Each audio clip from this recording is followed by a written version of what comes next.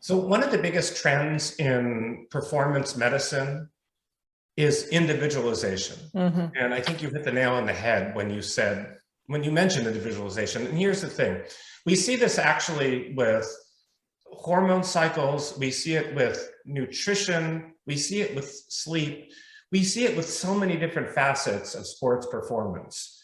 So let me give you an example. There is no, as you said, there's no optimal, say, training regimen. And there's no even optimal training time.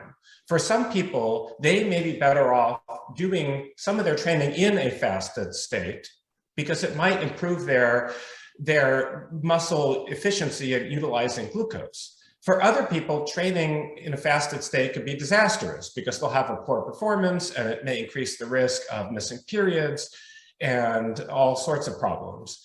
So figuring out when the best time to do training, even during the day and relative to when you eat, is important. And for meals, there's no single best diet for an athlete. Everybody's different. And there are new tools now that we could use, like a continuous glucose monitor, for example. It's a little thing, it goes under the skin, and it measures your response to food. And one woman's response may be different than another woman's response. And if you have a thoughtful nutritionist or physician working with your team, you can optimize things like sleep and diet and your hormone cycles and everything else to improve performance.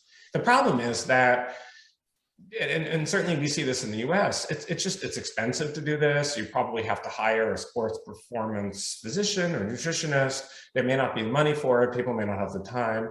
But the truth is, if you can do this, it's one of the best ways of supercharging your team's performance. But it doesn't have to be expensive and complicated. I mean, if you're listening to this and thinking, goodness, how do I get access to all of this? I can't. Then honestly, I'm definitely showing my age now when I say when I used to be a competitive swimmer, which is a long time ago as a teenager, we used to have pen and paper. We used to have to do training logs. Do you remember those? You have to write down what your session is. We had to write down our resting heart rate every morning, equivalent of the well-being score, by the way. We had to write down how we were feeling, all this stuff. So if you're listening to this and thinking, oh my goodness, this sounds way too complicated and expensive, it honestly does not have to be. And so a pen and paper, just starting by tracking your cycle, making notes of how you're feeling during your cycle. And also, like you say, make a note of your sleep.